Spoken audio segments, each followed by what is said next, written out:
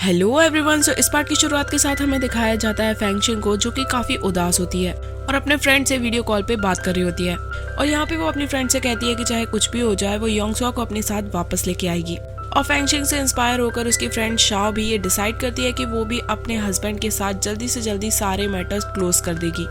वहीं दूसरे ओर में योंगसो को दिखाया जाता है जो कि फैंगशिंग के बारे में ही सोच रहा होता है। फिर तभी डोर नॉक होता है और योंगसो दौड़कर खोलने के लिए जाता है, पर फैंगशिंग को वहाँ पे ना पाकर वो सैड हो जाता है। जिसपे वेन्यू अंदर आकर उसे अपने साथ ड्रिंक करने के लिए कहती है और उसे पूछती है कि क्या तुमने सोचा था कि यहाँ पे फैंगशिंग आएगी। और उसे कहती है कि तुम्हें इतना भी उतावलापन नहीं दिखाना चाहिए, और वैसे भी फैंगशिंग तुम्हारे पीछे पीछे यहाँ तक आ ही गई है, तो थोड़ा वेट और कर लो। जिसपे योंगसो कहता है कि तुम मेरी एक्स के बारे में कुछ बुरा ना कहो तो अच्छा होगा।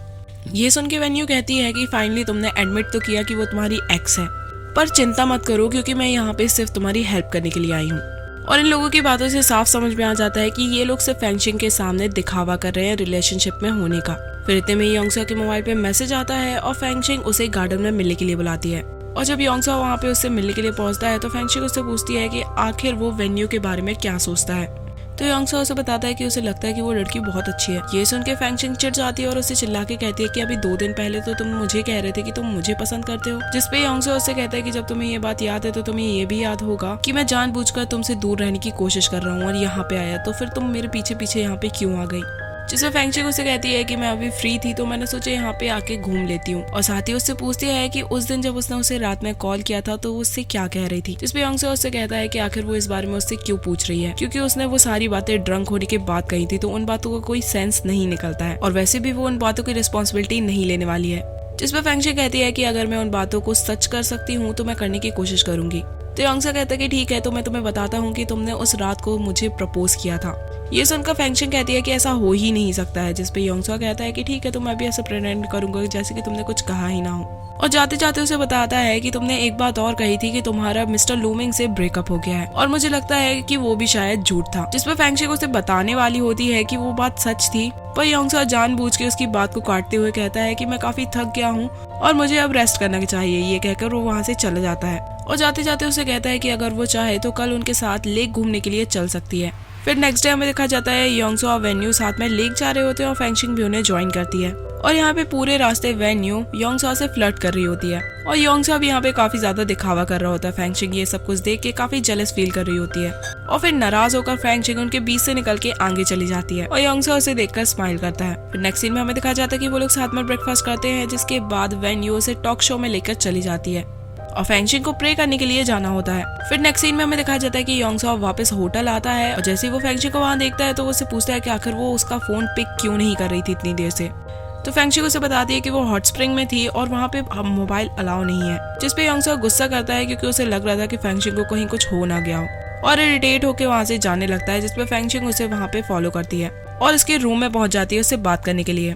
यहाँ पे वो उसके करीब आती है और उसे समझाने की कोशिश करती है कि वो उस रात को झूठ नहीं बोल रही थी कि उसने मिस्टर लूमिंग के साथ अपनी रिलेशनशिप एंड कर ली है। और योंगसो को ये भी बताती है कि उसे लगता है कि उसने सचमुच में उसे उस रात को प्रपोज किया होगा, क्योंकि वो उसे अभी भी बहुत पसंद करती है। और उससे पूछती है कि अगर उस रात को उसने उससे प्रपोज किया था तो उसका आंसर क्या होगा। जिसपे योंगसो डायरेक्टली उसे मना कर देता है। ये सुनकर फैंगशिंग शॉक्ड होती है और उससे कहती है कि तुम मना नहीं कर सकते हो। जिसपे योंगसो उसे धक्का मार के वहाँ से अलग कर देता है और वो उससे कहता है कि वो उसके पास सिर्फ इसलिए आई है क्योंकि उसका मिस्टर लूमिंग से ब्रेकअप हो गया है। जिसमें फैंगशिंग कहती है कि ऐसी बात नहीं है और मैं यहाँ पे इसलिए नहीं आई हूँ, और यहाँ पे उससे सॉरी भी कहती है। जिसपे योंगसो कहता है कि हमारे साथ रहने के कुछ कॉन्सिक्वेंसेस होंगे जिसे उसे एक्सेप्ट करना होगा, और उससे कहता है कि अगर तुम साथ में मेरे साथ रिलेशनशिप में आना चाहती हो तो वो पब्लिक होनी चाहिए, ना कि हिडन। जिसके लिए फैंगशिंग खुश होकर मान जाती है और उसे बताती है कि उसने अपने पेरेंट्स के बारे में भी उसे बता दिया है और उन्हें ये बात भी पता है कि वो यहाँ पे योंगसो को मनाने के लिए आई है। और उससे पूछती है कि क्या अब वो उसे डेट करेगा। जिसपे योंगसो दोबारा से ना कह देता है और ये कह के चला जाता है कि मुझे थोड़ा टाइम चाहिए सोचने के लिए क्योंकि तुम्हारे प्रीवियस रिकॉर्ड्स कुछ अच्छे नहीं थे। इसके बाद नेक्स्ट सीन में हमें दिखा जाता है कि फैंगशिंग यांग से बात करती है, उसे सारी बात बताती है। तो यांग उसे सजेस्ट करता है कि वो थोड़ा इनसिक्योर फील कर रहा होगा, उसे थोड़ा टाइम दो।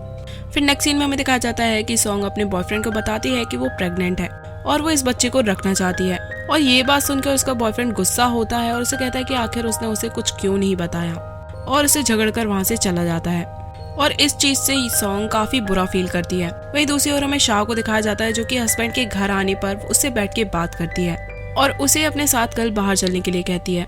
जिसके लिए उसका हस्बैंड तुरंत मान जाता है। फिर हमें नेक्स्ट डे का सीन दिखाया जाता है जहाँ पे फैंगशिंग योंगसो के आने का वेट करती है और वो आकर उसे बताता है कि वो 2 साल के लिए फर्दर स्टडीज के लिए बाहर जा रहा है, जिसमें फैंगशिंग कहती है कि उसे इससे कोई प्रॉब्लम नहीं है और वो लोग लॉन्ग डिस्टेंस रिलेशनशिप में रह सकते हैं। जिसमें योंगसो कहता है कि वो रिलेशनशिप में आने के लिए अभी तो इम्पल्सिव हो रही है पर बाद में उसे बहुत प्रॉब्लम होगी। जिसमें फैंगशिंग उसे समझाती है कि वो ये सारी बातें दिल से कह रही है और उसे इस बात का कोई रिग्रेट नहीं होने वाला है क्योंकि वो सच में उसे डेट करना चाहती है, क्योंकि उसे लगता है कि योंगसो ही वो एक पर्सन है जिसके साथ वो अपनी लाइफ स्पेंड करना चाहती है, क्योंकि इकलौता वही इंसान है जिसे कोई फर्क नहीं पड़ता कि आखिर वो कमाती है या नहीं, वो अच्छी दिखती है या नहीं और उसे पूरे दिल से पसंद करता है। ये सब सुनने के बाद योंगसो उसका लिपस्टिक मांगता है और उसका नो कैजुअल ब्रेकअप कॉन्ट्रैक्ट पे उसके फिंगरप्रिंट लेता है, जिसपे फैंगशिंग उसे कहती है कि उसे एक बार उसे रीड तो करने दे, पर योंगसो उसे वो नहीं देता है।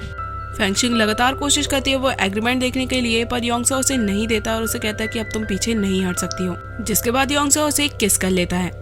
फिर इसके बाद वो दोनों साथ में होटल पहुंचते हैं जहाँ पे वेन्यू उसे पूछती है लगता मेरा कोई चांस ही नहीं है, तो फैंगशिंग भी यहाँ पे उसका ऐसे हाथ पकड़ी होती है जैसे कि सिर्फ वो उसका ही है। तो ये देखकर वेन्यू भी उसे बताती है कि वो सिर्फ अभी तक प्रिटेंड कर रही थी कि वो योंगसो को पसंद करती है, जबकि ऐसा नहीं है।